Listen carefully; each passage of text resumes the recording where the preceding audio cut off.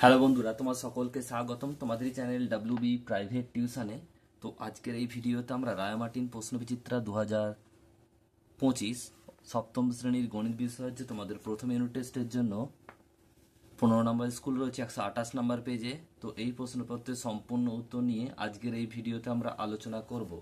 তো চলো ভিডিও শুরু করা যাক।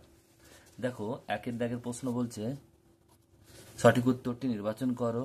একের এক বলছে 1/2 মাইনাস 1/3 ভগ্নাংশটি 1/2 প্লাস 1/3 মধ্যে কতবার আছে। দেখো, অঙ্কটা কি করবে, বার আছে মানে ভাগ করে দেবে। 1/2 প্লাস 1/3 ভাজিত 1/2 মাইনাস 1/3, লসাগু 3 দুগুণে 6 হলো। এখানে দেখো, এটার সঙ্গে 2 দিয়ে ভাগ করলে 3 হবে, 6কে যদি 3 দিয়ে ভাগ করি 2 হবে, যোগ আছে যোগ হবে, এখানে সেম হবে, খালি মাইনাস হবে। তাহলে 2 আর 3 5, 5/6 ভাজিত 1/6, এটা যদি গুণ করি উল্টে গিয়ে 5/6, 6/1, 6 কাটলো 5 বার, উত্তর হবে 5 বার, অপশন নাম্বার সি। 2 নম্বর প্রশ্ন বলছে 1.25 টাকা 5 টাকার শতকরা কত। 1.25 টাকা 5 টাকার অংশে প্রকাশ করে পাই, তাহলে 1/2 মানে 1.25/5 অংশ, আর শতকরা প্রকাশ করলে পাবো কি 1.25/5 ইন্টু 100। দশমিক উঠলো, দুটো শূন্য বসলো, এই 100 কেটে গেল, এই 5 দিয়ে কাটলে হবে 5 25 সম 125, তাই 25% উত্তর হবে অপশান নাম্বার বি। নেক্সট প্রশ্ন পরেরটা বলছে এটা হচ্ছে 3-এরটা, বলছে কোনো অনুপাত ও তার ব্যস্ত অনুপাতের যৌগিক অনুপাত হবে সাম্যানুপাত। এটা কি করে হচ্ছে দেখে নাও। যে সাপোজ বলছি একটা অনুপাত আছে, ধরো এখানে এটা বুঝিয়ে ভালো করে, একটা অনুপাত আছে ধরো 2:3 আছে। যদি এর ব্যস্ত অনুপাত করি এটা কত হবে, তাহলে 3:2 হবে। কারণ কি, পুরো পদ উত্তর পদ হয়ে যায়, আর উত্তর পদটা পুরো পদ হয়ে যায়। এবারে দেখো, এই দুটো যদি আমরা মিশ্র অনুপাত বা যৌগিক অনুপাত করি কি হবে, দেখো এর পূর্বপদ এর পূর্বপদ গুণ করো 2 × 3, আর এর সঙ্গে এটা গুণ করো 3 × 2, তা দুটো কেটে কি হবে 1 × 1 হবে। তুমি যাই ভ্যালু নাও, যে কোনো সংখ্যা নাও, যে কোনো তোমরা ভ্যালু নাও, সেটা কিন্তু উত্তর সবসময় 1:1ই হবে।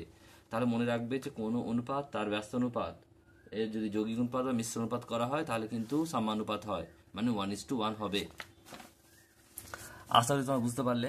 নেক্সট প্রশ্ন পরেরটা বলছি, দেখো 2 কিলোগ্রাম 30 গ্রামের 2/3 অংশের 2/3 অংশ সমান কত গ্রাম। তা দেখো,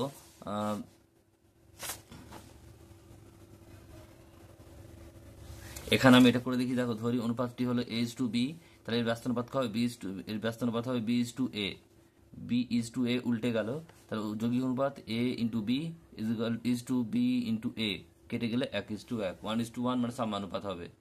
নেক্সট অঙ্ক দেখো, এটা 4-এরটা বলছি যে 2 কিলোগ্রাম 30 গ্রামের 2/3 অংশ কত গ্রাম।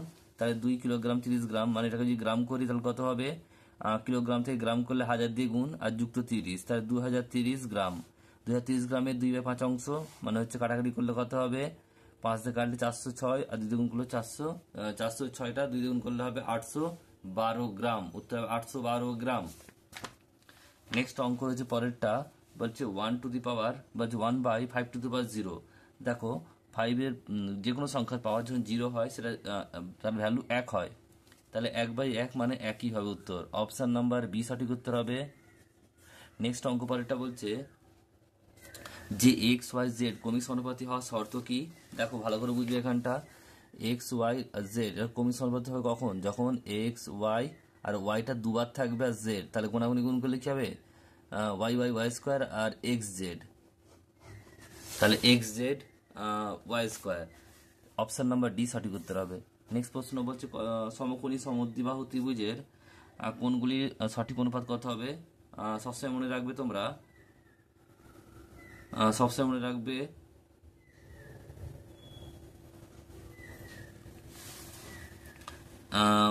এখানে দেখো সমদ্বিবাহু সমকোণী মানে দুটো 45 হবে, একটা 90 হবে। এখানে দেখো উত্তরটা কিন্তু সবকটি হওয়া উচিত, এটা সবকটি উত্তর হবে। কারণ হচ্ছে দেখো, আমরা যদি সাজিয়ে নিই, প্রথমে 45 নিই, তারপরে 90 নিই, তারপরে 45 নিই, তাহলে কি হবে, এটা যদি আমরা প্রথমে নিই 45 90 45, তাহলে 1:2:2 হবে। যদি 45 45 90 নিই তাহলে 1:1:2 হবে। যদি 90 45 45 নিই তাহলে 2:1:1 হবে। তার মানে সবগুলি হতে পারে, এগুলো সবগুলি হতে পারে। অপশান এ তো হবেই, কিন্তু সবগুলো হতে পারে। নেক্সট প্রশ্ন, প্রদত্ত কোন বক্তব্যটি সঠিক নয়? এটা হবে অপশন নাম্বার সি, পূর্ণ সংখ্যার বিয়োগ নিয়ম মেনে চলে, বিনিয়োগ নিয়ম মেনে চলে। নেক্সট প্রশ্ন, দুই দাগে একটা বা 4 অঙ্কের কোন বৃহত্তম সংখ্যা 12, 18, 30 দ্বারা বিভাজ্য? আমরা লসাগু নির্ণয় করব প্রথমে। 2 দিয়ে গেলে 6, 18, 9 দুগুণে 18, 15 দুগুণে 30, 3 দিয়ে গেলে 3 দুগুণে 6, 3 3 3 5 15, লসাগু করলে সবগুলো গুণ হবে, গুণ করে তোমাদের 180 হচ্ছে। এরপর দেখো 4 অঙ্কের বৃহত্তম সংখ্যা কত? 4টে 9। এবার আমরা 180, 4টে 9 মানে 9999কে 180 ভাগ করব।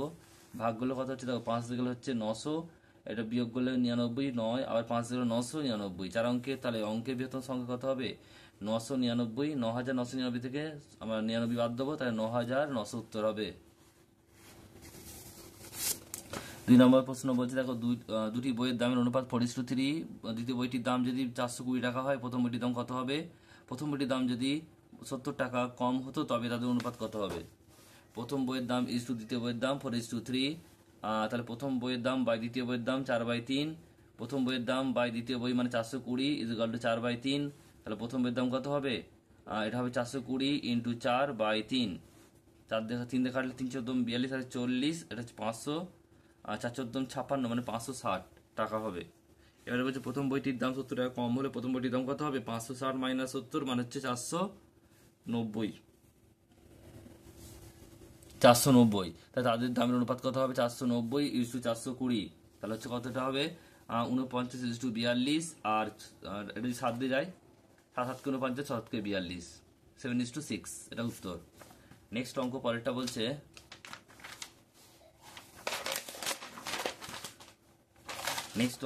বলছে, দেখো যে একটি ত্রিভুজের 3টি কোণ অনুপাত দেওয়া আছে, ক্ষুদ্রতম কোণের মান কত? কোণ ভেদে ত্রিভুজটি কেমন? ধরি 3টি কোণ হলো x ডিগ্রি, 2x ডিগ্রি আর 3x ডিগ্রি। শর্তানুসারে 3টে যোগফল কত হবে? আমরা জানি যে কোনো ত্রিভুজের 3টি কোণের সমষ্টি সবসময় 180 ডিগ্রি হয়। তাহলে 6x degree is equal to 180, 180 degree, তাহলে x is equal to 39 degree. তাহলে 3টি কোণ কত কত হবে? একটা হবে 30 ডিগ্রি, একটা হবে 60 ডিগ্রি, একটা 90 ডিগ্রি। তাহলে কোণ ভেদে কি হচ্ছে? এটা হচ্ছে সমকোণী ত্রিভুজ, আর ক্ষুদ্রতম কোণের মান হচ্ছে 30 ডিগ্রি। নেক্সট অঙ্ক পরেরটা বলছে,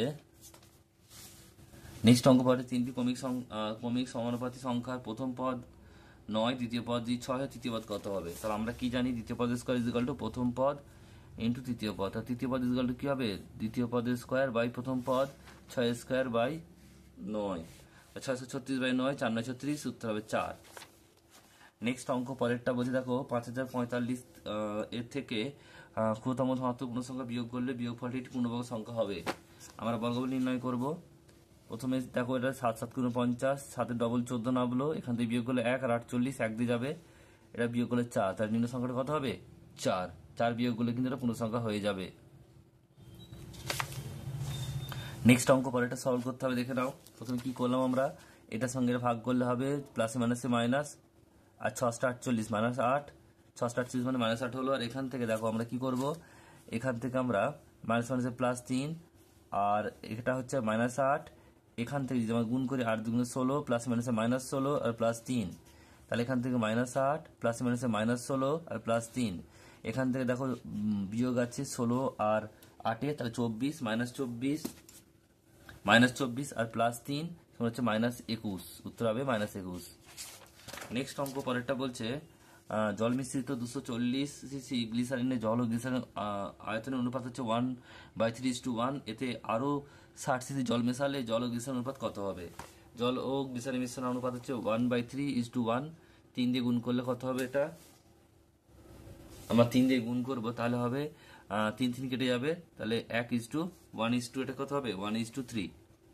এরপর দেখো মোটা আয়তন 240, তার জল অনুপাত কত হবে? 240 ইন্টু 1/4, মানে আনুপাতিক ভাগারটা করে দিলাম, আর কাটাকুটি করলে কত হবে? এটা 60 হবে।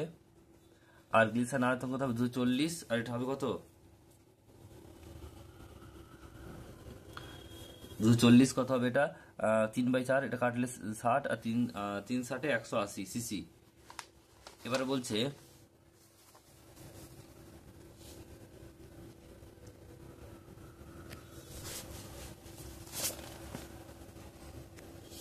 দেখো যে আরও এতে 60 সিসি জল মেশালে, তাহলে জলটা কত হবে? জলটা 60 মেশালে 60 আর 60 120, তাহলে জল আর গ্লিসারিন অনুপাত কত হবে? 120 ইজ টু 180, তাহলে এটা 2:3 হবে।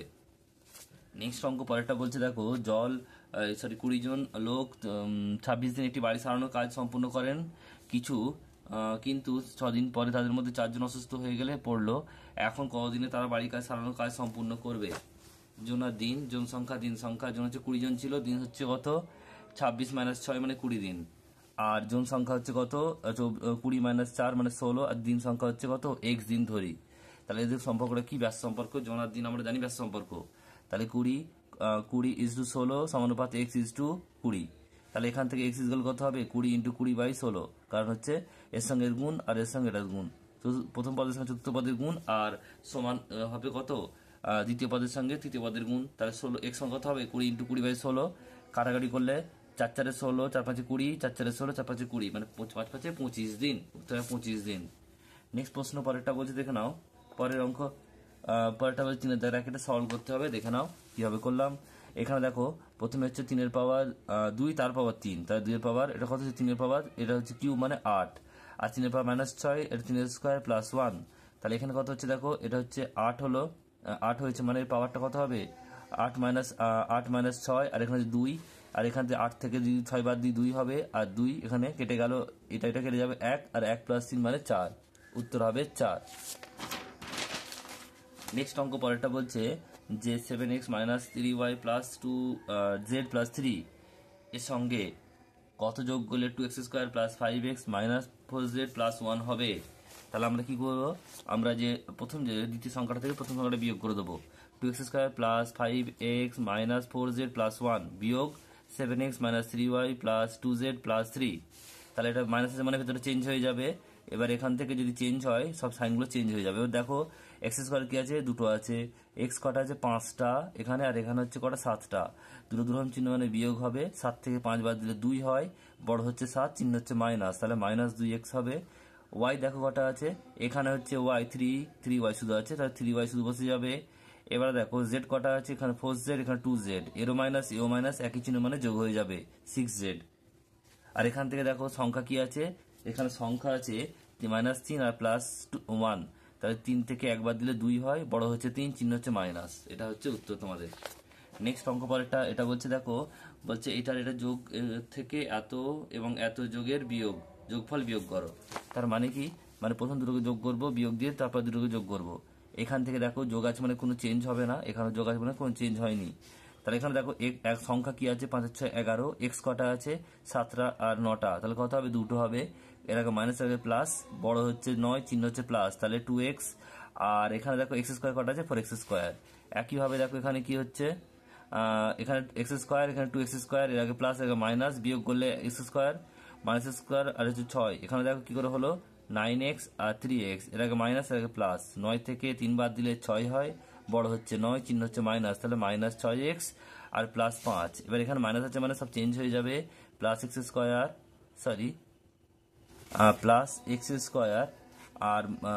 +6x আর হচ্ছে -5। এবার দেখো x² কটা আছে? 4টে, একটা 5টা। এখানে হচ্ছে দেখো x কটা আছে? 2টা, 6টা, 8টা, আর সংখ্যা হচ্ছে 11 থেকে 5 বাদ দিলে 6। এটা উত্তর। নেক্সট প্রশ্ন বলছে দেখো, -8x² + 8x + 1 এর সঙ্গে কত যোগ করলে এটা হবে? তো আমরা কি করবো? প্রথমে যে দ্বিতীয় সংখ্যাটা যে লিখে দেবো, তার বিয়োগ করে প্রথম সংখ্যাটা। এখানে মাইনাস আছে মানে সবগুলো চেঞ্জ হবে, তাহলে +8x² -8x আর হচ্ছে -1, সবগুলো চেঞ্জ হয়ে গেল। x² কটা আছে? 8x², x কটা আছে? 7টা আর 8টা, 15টা হবে, y 3টে, আর z হচ্ছে 5টা, -1। এটা হচ্ছে উত্তর তোমাদের। নেক্সট হচ্ছে 4 দাগের অঙ্ক, চাঁদার সাহায্যে 100 কোণ অঙ্কন করে সমদ্বিখণ্ডিত করতে হবে। তাহলে প্রথমে আমরা কি করব? দেখো চাঁদার সাহায্যে আমরা একটা কোণ অঙ্কন করবো 100 ডিগ্রি। এটা হচ্ছে তোমাদের 4 দাগের 1 অঙ্কটা। প্রথমে আমরা কি করবো? একটা সরলরেখা নিয়ে নেবো, যে কোনো মাপের একটা সরলরেখা নেবো। তাহলে এখান থেকে আমরা কি করব? দেখো আমরা 100 ডিগ্রি কোণ অঙ্কন করব। 100 ডিগ্রি কোণ মানে হচ্ছে এটা এখানে, তাহলে এটা যুক্ত করে দেব। যুক্ত করার পর এখান থেকে আমরা দেখো আমরা অর্ধেক করব। কিভাবে করব দেখে নাও। আমরা পেন্সিল কম্পাসের সাহায্যে একটা যে কোনো চাপের মাপ কেটে নেব। যে কোনো মাপ কেটে নেব এবং সেই মাপটা দিয়ে আমরা এখান থেকে বসিয়ে একটা চাপ কাটবো এবং এখান থেকে বসিয়ে একটা চাপ কাটবো এবং যুক্ত করে দেবো। যুক্ত করে দেওয়ার পর নাম দিয়ে দেবো আমরা এ, বি, সি আর ডি। আমি তোমাদের বোঝানোর জন্য পেন্সিল দিয়ে করছি, পেন দিয়ে করছি, তোমরা কিন্তু পেন্সিল দিয়ে করবে। তাহলে এটাও 50 হলো, এটাও 50 হলো। এটা হচ্ছে অর্ধ সমদ্বিখণ্ডিত করলাম বা অর্ধেক করলাম। তাহলে কোণ এ বি ডি, এই কোণটা সমান হচ্ছে কোণ ডি বি সি, এগুলো হচ্ছে 50 ডিগ্রি, কারণ 100 অর্ধেক 50। নেক্সট প্রশ্ন দেখো পরেরটা কি বলছে। পরের প্রশ্ন বলছে যে 12.4 সেমি রেখাংশ সমান 4 ভাগ করতে হবে। দেখে নাও কি করবে। প্রথমে তোমরা, এটা হচ্ছে 2 এর দাগের অঙ্ক, 4 এর দাগে 2। প্রথমে আমরা কি করব, আমরা 12.4 নিয়ে নেব সরলরেখা। 12.4 নেব। এখানে দেখো 12.4 হচ্ছে এখান থেকে এতটা, আর এখান থেকে এখানে নেবো আমরা মাপটা। নেওয়ার পর আমরা এটাকে অর্ধেক করতে হবে, 4 ভাগ করতে হবে। আমরা তো প্রথমে এটাকে অর্ধেক করবো। অর্ধেক করার নিয়ম কি? অর্ধেক করার নিয়ম হচ্ছে আমরা যে কোনো মাপ নেবো যেন সেটা অর্ধেকের বেশি হয়, এবং এখান থেকে বসিয়ে একই মাপ দিয়ে এটা কেটে দেবো এবং এদিকটাও কেটে দেবো এবং এটাকে যুক্ত করবো আমরা।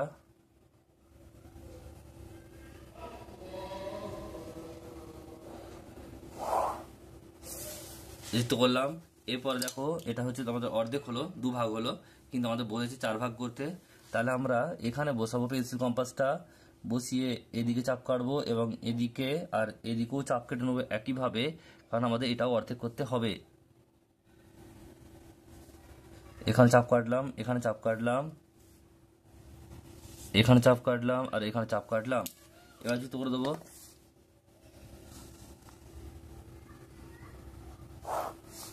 আর এখান থেকে এটা যুক্ত করে দিলাম। তাহলে এটাই হলো তোমাদের মাপটা। নাম দিয়ে দেবে এ, বি, সি, ডি আর ই। আচ্ছা, তোমরা বুঝতে পারলে। নেক্সট অঙ্ক এবং শেষ অঙ্ক কি বলছে দেখো। চাঁদার সাহায্যে ছাড়া 45 ডিগ্রি কোণ অঙ্কন করতে হবে। তো আমরা কিভাবে করব? আমরা করবো এটা, প্রথমে 90 ডিগ্রি কোণ অঙ্কন করব, তারপর আমরা সেটাকে অর্ধেক করে দেবো, তবেই 45 ডিগ্রি কোণ কিন্তু হবে। তাহলে প্রথমে আমরা কি করবো দেখো, সরলরেখা নিলাম। এবার আমরা 90 ডিগ্রি কোণ অঙ্কন করব। এখানে আমরা 90 ডিগ্রি কোণ অঙ্কন করবো একটা, এবং এটাকে আমরা এখান থেকে এখানে এবং এখানে, এখান থেকে এখানে এটাকে আমরা যুক্ত করব এবং এখান থেকে আমরা এটাকে অর্ধেক করব। তাহলে এখানে বসিয়ে এটা চাপ কাটবো এবং এখানে বসিয়ে এটা চাপ কাটবো এবং এটাকে আমরা যুক্ত করে দেব।